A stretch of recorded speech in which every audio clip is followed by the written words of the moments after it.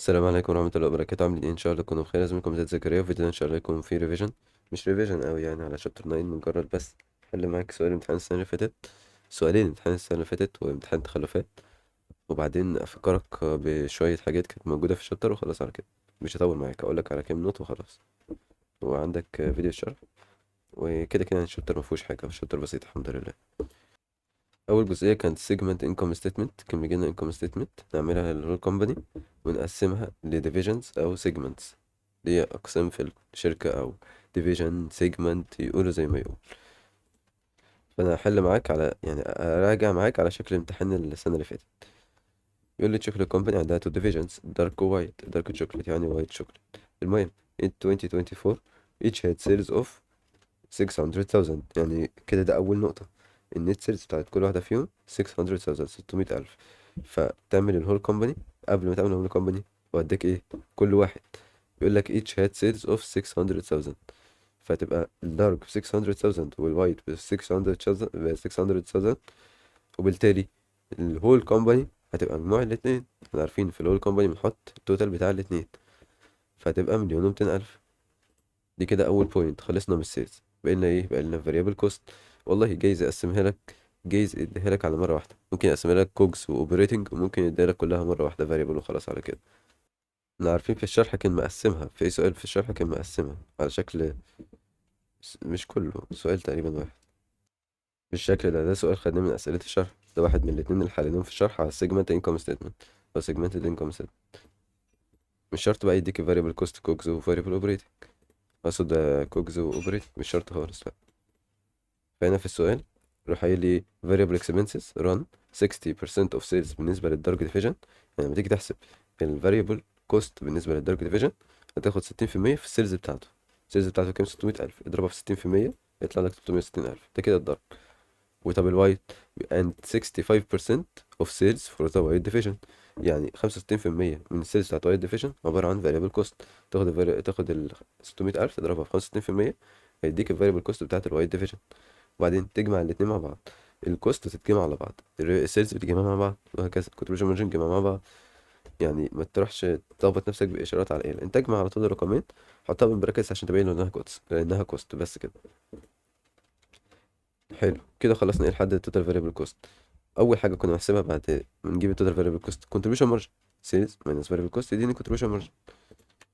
هنا الكونتريبيوشن مارجن هيساوي ايه؟ الفرق بين نت سيلز ماينس التوتال فاريبل كوست. هيديني كونتريبيوشن مارجن. وصلت للكونتريبيوشن مارجن، هندخل بقى في حته الفيكس كوست وانواعها. في جزء فيكس كوست كنترولابل باي ديفيجن مانجر. ديفيجن مانجر او المانجرز بتوع السيجمنت دول عندهم تحكم فيها، هم المسؤولين عنها وعندهم تحكم فيها. وفي كوست هم مش مسؤولين عنها، بس في غيرهم بيعرف يتحكم فيها في الشركه. وفي كوست مفيش اصلا حد في الشركه بيعرف يتحكم فيها ولا نعرف نوزعها، فبتبقى لوحدها كده. اول واحده بتاعت فيكس كوست كنترولابل باي سيجمنت مانجر. عايز تقول ديفيجن بدل سيجمنت مفيش اي مشكله خالص. fixed cost controllable by division manager أو segment manager. شوف هيقول عنها ايه. each manager is responsible for the rent and some other fixed cost for or his division. يعني بيمهد لي لجزئية ال fixed cost controllable by segment manager اللي هم مسؤولين عنها، لكل مانجر من الديفيجنز دول مسؤولين عنها. These costs amounted to 55,000 for the dark and 37,000 for the white. ازاي؟ ده الرقم بتاع ال fixed cost controllable by division manager بالدارك ديفيجن هيبقى 55,000، والوايت يقول لي 55,000 فور دارك.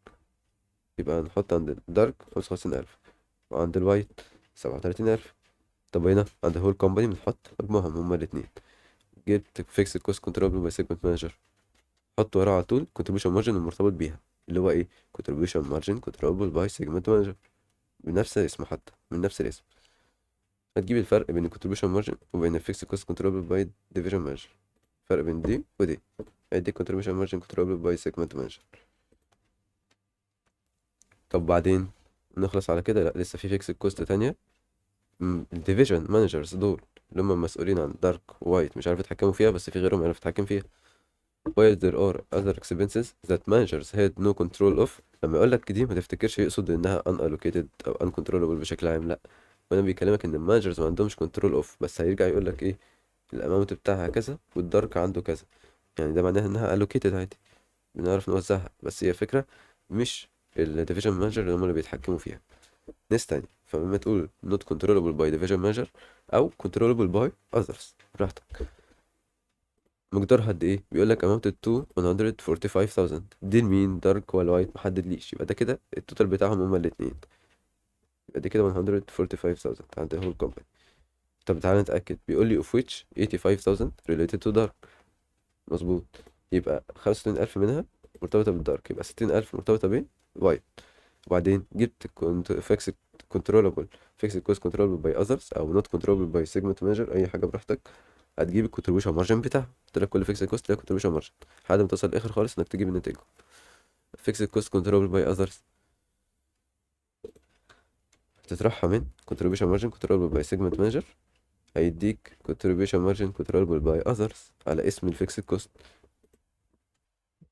لحد هنا كده انتهت رحله الديفيجنز. نكمل مع الهول كومباني وبس. ليه؟ لان الكوست المتبقيه والتكلفه المتبقيه هي ان الوكيتد، هي للشركه كلها هول كومباني فقط. هتلاقي حتى بيقول لك the remaining 65,000 was general corporate cost. دي معناها انها ان الوكيتد. طب لو قال لك uncontrollable وسكت على كده، هي نفس المعنى. لو قال uncontrollable by division manager دي تبقى حاجه تانية اللي احنا قلنا عليها انها controllable by others. لكن وهتلاقيه بيقول لك حتى الارقام بتاع الديفيجن. لكن هنا قال لك general وسكت خلاص، دي باين انها unallocated. جنرال يعني ايه؟ جنرال يعني جنرال كوربريت كوست، يعني للكوربريت كوست او للشركه كلها يعني. من اسمها جنرال يعني لكل الشركه. فدي كده للهول كومباني، وهي دي اصلا اللي متبقيه بالعقل يعني.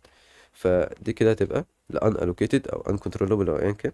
بس نفضل مصطلح يعني ان الوكيتد عشان انك ما تتوهش بين حته كنترولبل باي سيجمنت مانجر، كنترولبل باي اذرز والكلام ده كله. بس عادي تكتب ان كنترولبل، المهم تسكت بعدها. unallocated ب 65,000 هنحطها عند مين؟ عند هول كومباني فقط. لو حطيتها عند الباقي هيفهم انك مش فاهم حاجة، وممكن تضيع عليك لا قدر الله درجة السؤال. فرحلة الديفيجن انتهت لهنا بس، مش هتكمل. امال هنكمل نت انكم عند الهول كومباني بس، لان في فيكسد كوست unallocated مش عارف اوزعها على الديفيجنز، فهتبقى 65,000. طب الكونتريبيوشن مارجن كنترول باي اذرز اللي هو عند الهول كومباني اعمله ماينس الفيكسد كوست unallocated هيديني انكم بيفور انكم تاكس. اتلخبطت وتهت ما جاش في بالك المصطلح ده، اكتب الانكم نت انكم، انت حر. بس عشان نبقى ماشيين يعني كما تقول الماتيريال انكم بيفور انكم تاكس. بيقول لك ايه prepare income statement for each division and for the company as a whole. هل في ريكويرمنت تاني؟ خلاص لا، هو مش طالب ريكويرمنت تاني. طب افرض بقى كان طالب منك مين من الديفيجن نديله بونص. تعالى بص كده، مين من الديفيجن تحب تديله بونص؟ هل هتديله؟ هتشوف هتقول لي اكيد اختار كونتريبيوشن مارجن اكبر. ما كنتش هتقول لي نت انكم لان كده كده مفيش نت انكم عند الديفيجن. طب الكونتريبيوشن مارجن في مليون كونتريبيوشن مارجن هنا، هتقرر على اساس مين؟ اكيد برضه مش هتقرر على السيلز، قرر على الكونتريبيوشن مارجن اللي هو اقرب للربح. يعني السيلز دي بعيده قوي، دي لسه هيتشيل منها فاريبل كوست وحوارات. فهتكرم او تدي بونص للسيجمنت او للديفيجن مانجر اللي عنده كونتريبيوشن مارجن كنترولابل باي سيجمنت مانجر اعلى. ليه؟ لان هو عرف يتحكم بشكل احسن في الفيكسد كوست بتاعته اللي هي فيكسد كوست كنترولابل باي سيجمنت مانجر، وعنده كونتريبيوشن مارجن متحكم فيه اعلى. فانت هتجازيه على كونتريبيوشن مارجن اللي هو كنترولابل عن طريقه يعني. اكيد مش هتجازيه عن كنتريبيوشن مارجن كنترول باي اذرز، لا، عايزين نجازيه على الحاجه اللي هو مسؤول عنها اللي هي ايه؟ اللي هي كنترول باي سيجمنت مانجر. يبقى انهي كنتريبيوشن مارجن؟ كنترول باي سيجمنت مانجر. ياخد مين؟ الرقم الاعلى، هو ده اللي هتديله بونص. في الحاله دي مثلا لو سالك هتبقى 185,000، يبقى الدارك ديفيجن او دارك ديفيجن مانجر، تقول له بقى الديفيجن مانجر اوف دارك او ديفيجن او ذا مانجر اوف دارك ديفيجن should receive a bonus. ليه ياخد بونص؟ لان عنده contribution margin control by segment manager اعلى. طب افرض كان في رقم بوزيتيف ورقم نيجاتيف، اكيد البوزيتيف اكبر فتاخد البوزيتيف. طب لو اتنين نيجاتيف تبقى صعبة ان يديك اتنين نيجاتيف يعني، مفيش حد فيهم وقتها هيستاهل بونص اصلا. بس عموما انت تاخد رقم اكبر يعني. فلو السؤال ده سألك مين ياخد البونص، شوف الرقم اكبر فين، وهو ده كده اللي هتاخد البونص. على اساس ايه؟ على اساس contribution margin control by segment manager اللي هو متحكم فيه. فانت هتجازيه على الحاجة اللي هو متحكم فيها، او تديله بونص على الحاجة اللي هو متحكم فيها. وتبص على الكونتريبيوشن مارجن طبعا مش الفيكسد كوست. افرض قال لك انهي ديفيجن المفروض محتاج مور انفستيجيشن، لو في حاجه مش مظبوطه معاه. هتشوف الفيكسد كوست الاقل، انهي اقصد الكونتريبيوشن مارجن كنترول باي سيجمنت مانجر الاقل. انهي ديفيجن عنده كونتريبيوشن مارجن كنترول باي سيجمنت مانجر اقل؟ طب لو واحد بوزيتيف واحد نيجاتيف، يبقى تبص على النيجاتيف، ده محتاج مور انفستيجيشن وهكذا. بس كده، في الامتحان ما كانش طالب منهم كل الرغي ده، كان طالب منهم انكم ستمنت وبس. فعقبالنا ان شاء الله. ده كده السؤال الوحيد اللي كان موجود في امتحان التخلفيات. بس امتحان السنة اللي فاتت كان جالهم سؤال زيادة، اللي هو عن الجزئية productivity، ودي من الجزئيات المهمة. متوقع إن شاء الله إن يكون في سؤال على كل جزئية، واحدة segment income statement وواحدة productivity. أفكرك سريعا بأنواع productivity. كان في productivity عموما بتساوي إيه؟ output على input. كان في financial measure وميكس ونون financial. financial لما تقسم حاجة financial على financial، ليه كان فيها جزئيتين، واحدة sales revenue على cost، واحدة sales revenue على direct labor cost. واحدة على الكوست كلها، واحدة على direct labor cost وبس. طب الميكس دي كانت فاينانشال على نون فاينانشال، عشان كده اسمها ميكس، جزء منها فاينانشال جزء منها نون فاينانشال. وخد بالك ان الميكس دي ممكن لو سألك عن فاينانشال ميجر استخدمها هي كمان، يعني ما تروحش تجيب لي دي بس، لا هات الاتنين دول، الاتنين دول يعتبروا فاينانشال. فلو سألك عن فاينانشال هات الاتنين، الا اذا هو قال لك بشكل صريح اقسم فاينانشال على فاينانشال بشكل واضح وصريح. غير كده هات الاتنين دول. طيب افرض مش، ما كانش مديك، ما كانش فيه اصلا اجابه غير ميكس، زي ما تشوف في سؤال الامتحان السنه اللي فاتت، ما كانش فيه غير انك تعرف تجاوب ميكس، وسأله عن فاينانشال، ما احنا قلنا دي تعتبر فاينانشال. طب القوانين بتاعتها، احنا بنقسم حاجه فاينانشال على نون فاينانشال، هنقسم السيلز ريفينيو على نمبر اوف امبلويز، يا اما تقسم سيلز ريفينيو اهي على الدايركت ليبر اور ورك، يا ده على حسب الجيفن بتاعك.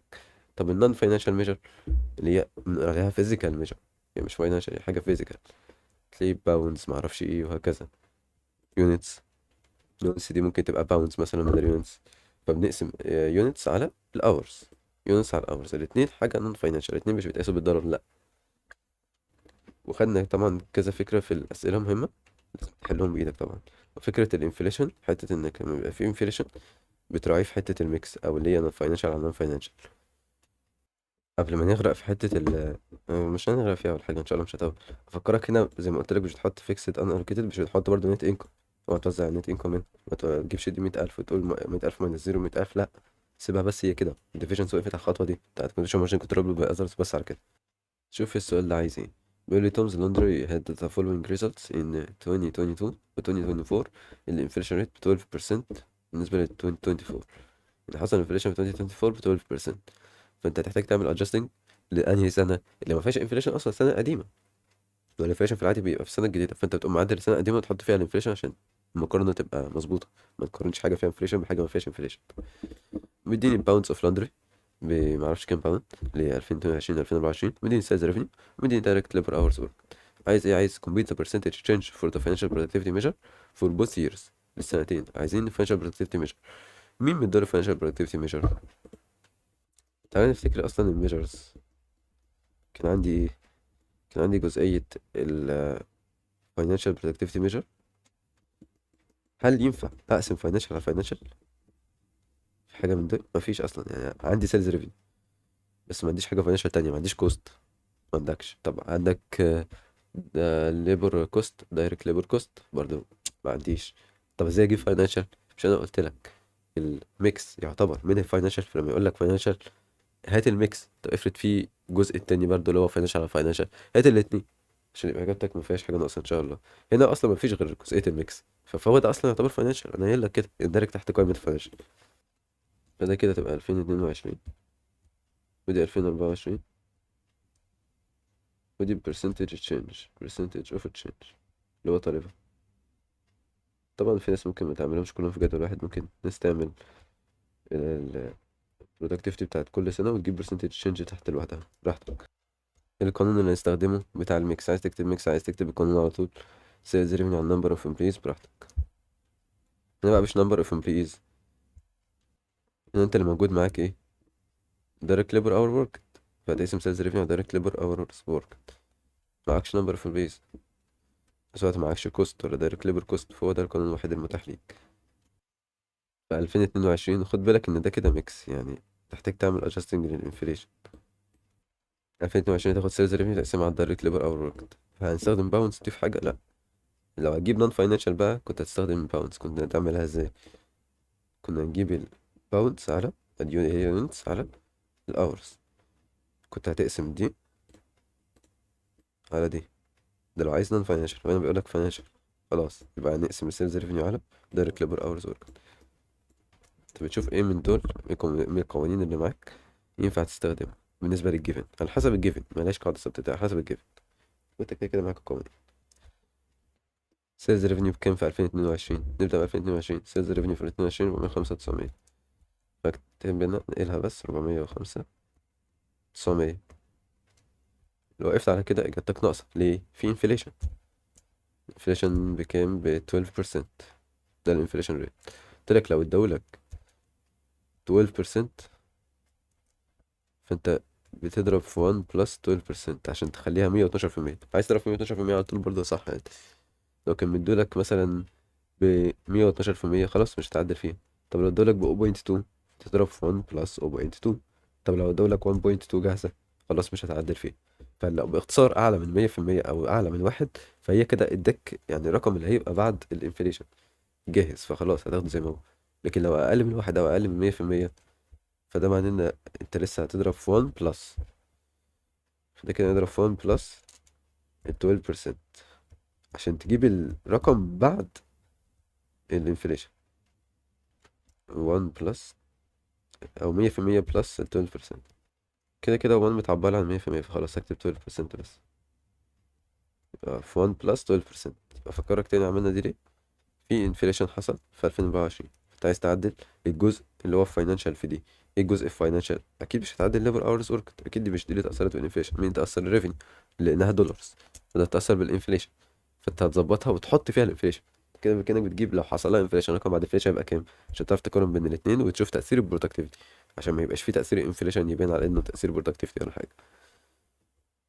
بس مع الدايركت ليبر اورز بتاعت 2022 هي 22500.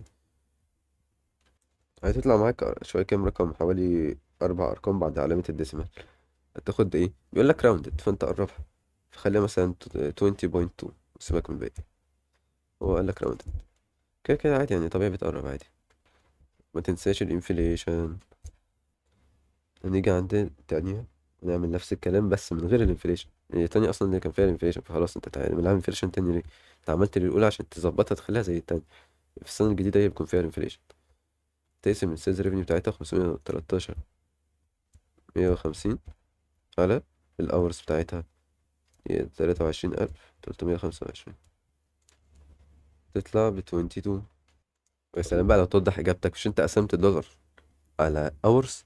فممكن تقوم عامل إيه بقى، حتة كده تقول إن دي كده دولار، 20.2 دولار بير اور لكل ساعة. دي نفس الكلام 22 دولار بير اور.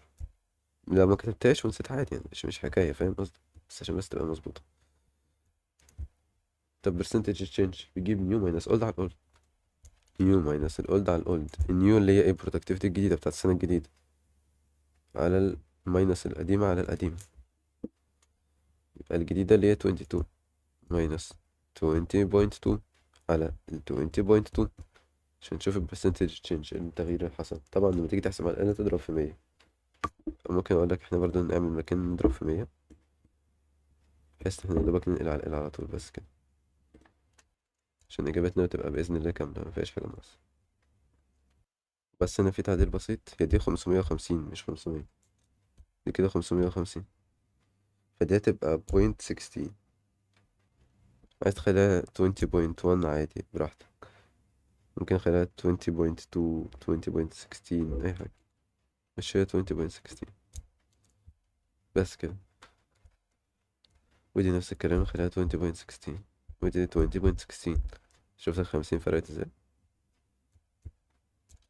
انا كنت كاتبها هنا تحت، كنت كاتب الاورز على اساس انها 22,500، هي 22,550، وده اللي عمل الفرق. تطلع معاك لما تيجي تحسب بقى دي، تطلع معاك 9 بوينت ارقام كتير كده. خد قربها، وقال لك راوندد فاحنا هنقرب، خليها مثلا 9.13%. بس حلو أوي كده كفاية. طالما بوزيتيف معناها إنها زادت، يعني السنة الجديدة productivity زادت. بس كده. دي يعتبر سريعا أفكار شابتر 9 بتاعت امتحان السنة اللي فاتت وامتحان التخلفات. وطبعا ما تنساش تشوف PDF لو في وقت تراجعه للامتحان أو أي حاجة زي كده. إن شاء الله أجمع لك كله في PDF واحد بعد الفيديو ده. بس كده، والسلام عليكم ورحمة الله وبركاته.